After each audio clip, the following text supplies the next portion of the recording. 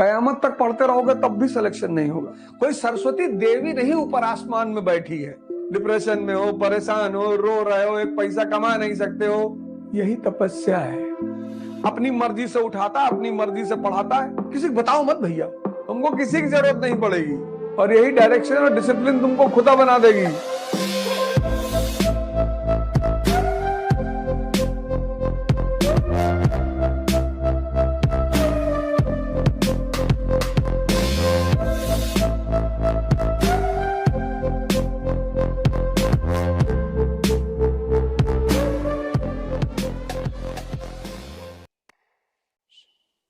तुम्हारे अंदर एक चीज जिंदा कर रहा हूं, क्यूरियोसिटी। अगर 1-2 महीने में पैदा हो गई, तुम खुद ही बैठ के पढ़ोगे। तुम एक ही चीज तो भूले, क्यूरियोसिटी, जानना है। अब देखो लोग खड़े हैं, वो तुम मीनार के सामने ऐसे खड़े देख रहे हैं, पूछो क्या देख रहे हो? नहीं, बड़ा बनाया है। अरे बड़ा बनाया है,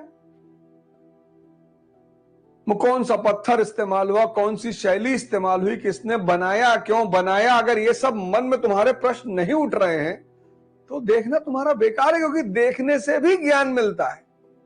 देखने से ही ज्ञान मिलता है, दर्शन। अब तुम आईएएस के इंटरव्यू बोर्ड में गए, उसने कहा कहां के रहते हो आप? तुमने कहा सर लखनऊ रहते हैं। अच्छा, लखनऊ में तो बहुत रिक्शा चलते हैं यार। तुमने कहा हाँ सर। तो रिक्शे बैठे हो? तुमने कहा सर बहुत बार बैठे। उसने कहा बताओ, अच्छा रिक्शा पहली बार किस देश में इन्वेंट हुआ, कहां चलना शुरू हुआ रिक्शा, किसने बनाया? अब तुम कह रहे हो मैं बहुत बार बैठा हूं, लेकिन तुम्हें पता नहीं किसने बनाया, किस देश में पहली बार आया। इसका मतलब मरा हुआ दिमाग है, तुम्हारे अंदर क्यूरियोसिटी नहीं है, तुम जानना नहीं चाहते हो। मारे गए। और दिन में अगर सिर्फ 5 नई इंफॉर्मेशन, एक डायरी बनाओ और दिन में 5 नई इंफॉर्मेशन, नई, तो महीने में 150, तो एक साल में 1800 नई इंफॉर्मेशन, तो 10 साल में 18,000। ये सिर्फ 5 नई इंफॉर्मेशन पर डे पे कह रहा हूं, 18,000। और 18,000 इंफॉर्मेशन ले बैठोगे तो किसी की भी जान ले लोगे। इसलिए हमारे देश में जब किताब पैर से लग जाती है तो उसको मत्थे पे लगाया जाता है। जानते हो क्यों? क्योंकि किताब ज्ञान चक्षु को खोलती है, सोचना सिखाती है। इसलिए हमने उसे सरस्वती मां कहा। जो दे रहा है वो देवता। तो किताब हमें दे रही है। कोई सरस्वती देवी नहीं ऊपर आसमान में बैठी है जिसकी तुम पूजा करोगे तो तुम्हें ज्ञान देगी। नहीं, हमने वो जो किताब है उन्हीं को देवी कह दिया, मां कह दिया कि अरे मां तुम हमारे ज्ञान चक्षु खोल रही हो। यही तो हिंदुओं की, भारतीयों की खास बात है कि जिन चीजों का भी उनके जीवन के उत्थान में भूमिका है उसको प्रणाम करते हैं। मुसलमान कहते हैं हम अल्लाह को करेंगे, अल्लाह ने सबको बनाया है तो हमने अल्लाह को प्रणाम किया तो सबको पहुंच गया। वो भी सही है, वो भी सही है, कोई गलत थोड़ी है। Bluetooth B=D+D, direction and discipline. और यही डायरेक्शन और डिसिप्लिन तुमको खुदा बना देगी। चलो खुदा ना भी बनाए तो खुदा से कम नहीं बनाएगी। यही है ब्लूटूथ, B=D+D,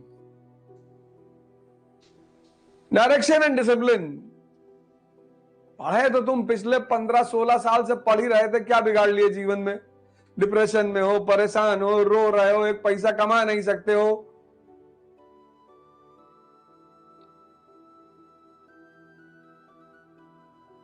इससे बढ़िया तो नमक है, 10 रुपए खरीदे तो कम से कम सब्जी में डाल लिए, सेब में डाल लिए, अमरूद में डाल लिए, कहीं तो फायदा कर रहा है। और 15 साल 2500 लाख 300 लाख रुपया पढ़ाई में खर्चा किए, और 30 लाख खर्चा करने के बाद, 15 साल खर्चा करने के बाद तुम्हारे खाते में क्या है? डिप्रेशन। तुम्हारे खाते में क्या है? अनएम्प्लॉयमेंट। तुम्हारे खाते में क्या है? Financial crisis. 1 रुपया तुम बाहर जा कमाने की स्थिति में नहीं हो और मिनिमम 30 लाख रुपया अपनी शिक्षा में लगा चुके हो। उसकी वजह क्या थी? ना तो तुमने डायरेक्शन सीखा और ना तुमने डिसिप्लिन सीखा। गौर कियो कभी? 30 लाख मिनिमम, कुछ तो 1 करोड़ तक खर्चा कर चुके होंगे और 10 रुपए का नमक लेके आता हो। कितना कीमती है, कितना काम आता है। यह है ब्लूटूथ का इंपॉर्टेंस। अभी तो 12 चैप्टर पढ़े हैं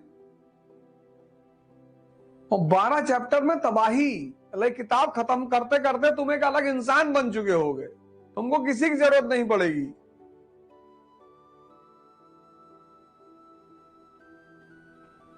और कुछ लोग कह रहे थे कि अरे सब YouTube पे डाले दे रहे तो हमारे पैसे देने से क्या फायदा हुआ? तुमको 13 चैप्टर मिल रहा है, 13 में से 12 मिल रहा है। और वो जो लड़का बैठा हुआ गरीब तो है नहीं, लेकिन मान लो इस वक्त उसके पास पैसा नहीं है, वो भी अप्रोच सीख लेगा, लगा लेगा, तुमको भी आशीर्वाद देगा। हमको तो दे ही रहा है। हम ले लें सब, बस हम किसी को बताओ मत भैया। नोट्स ले जाकर गेहूं बोरम डाल दिए। यही बात भगत सिंह सीख लेते, यही विचार भगत सिंह के मन में होता तो बंगाल के गवर्नर रहे होते। फांसी थोड़ी चढ़ते। और 2 लोगों की फोटो लगाओ अपने कमरे में। वैसे तो 4 आदमी की लगाओ, लेकिन 2 की तो कंपलसरी लगाओ और 5 मिनट उन चारों की फोटो को देखो। पहली फोटो लगाओ विवेकानंद जी की, स्वामी। क्यों? ध्यान करना है। इनका पूरा बल मेडिटेशन पे है। एक बढ़िया सी फोटो ले आओ या एक व्हाइट चार्ट लगा के और 4 आदमी की फोटो उस पे लगा दो और दूसरी लगा दो डॉक्टर अंबेडकर की। क्यों? पढ़ना है। और तीसरी लगा दो कलाम साहब की। क्यों? सेवा करना है। और चौथी लगा लो भगत सिंह की। क्यों? अब क्रांति का समय चल रहा है। ये ब्लूटूथ के 4 महानायक हैं। इनकी एक किताब है ध्यान, 12-15 रुपए की है। अगर दिल्ली में रहते हो, नहीं तो अमेजॉन से मंगा लो, 25 रुपए की है। यही रामकृष्ण परमहंस आश्रम है, मेट्रो है उसके नाम पे, वहीं नीचे लाइब्रेरी है, वहीं मिलेगी 25 रुपए की। ध्यान क्या है? ये मन तुम्हारा, ये तुम्हें एनर्जी रिजर्वॉयर है। ये क्यों भारत ने ध्यान को विकसित किया? क्योंकि ये एनर्जी का रिजर्वॉयर है। और ये एनर्जी का रिजर्वॉयर जो है, अगर तुम्हें गुलाम बना ले, अगर ये गुलाम बना ले तो भीख मंगवा दे। क्योंकि शक्ति का स्रोत है ये, इसके पास शक्ति नहीं है, स्रोत है ये। तुम्हें टाइम पर उठने नहीं देगा, तुम्हें टाइम पर पढ़ने नहीं देगा। लेकिन अगर तुम इसके मालिक बन जाओ, बस इमेजिन करके देखो कि तुम अपने जीवन में क्या करोगे। तुम्हारा दिमाग किसी दूसरे के मन में थोड़ी लगा है, कोई दूसरा तुम्हें थोड़ी परेशान कर रहा है। सोचो, शक्ति का पुंज है, शक्ति से जुड़ा हुआ है और इसने गुलाम बना रखा है। अपनी मर्जी से उठाता है, अपनी मर्जी से पढ़ाता है। तुम 10 घंटा कहते हो, ये 1 घंटे में कहता है कि बहुत है यार, अब कितना पढ़ोगे। और सोच कर देखो कि तुमने इस शक्ति के स्रोत को गुलाम बना लिया, तुम इसके मालिक बन गए। तो और मालिक बनोगे कैसे? ध्यान से। तो कुर्सी पर बैठ के पढ़ के अगर नींद आ रही है तो खड़े होकर पढ़ो, डाइस ले आओ। ये जो खड़े हो रहे हो, शरीर में दर्द होगा, यही तपस्या है। ये जो खड़े होकर पढ़ोगे और शरीर में दर्द होगा, यही तपस्या है। सुबह उठे थे, चने का सत्तू ही नहीं 4 अंडा का ऑमलेट बना लिए, 5-6-7 ब्रेड ले लिए, नींद आएगी तुमको। ये जो अल्प आहार लोगे, यही तपस्या है। ये सुबह उठ के जो नहा लिए, यही तपस्या है। जब मन को तुम डराने लगे कि बेटा काट डालेंगे, तपस्या क्या है? मन को सन्मार्ग पे लाना। कल एक लड़के ने मुझसे पूछा, कहा सर मैं पिछले 3 साल से 10, 12, 13 घंटा पढ़ता हूं और मेरा प्री नहीं निकल रहा है। मैंने कहा 10, 12, 13, 10, 12, 22,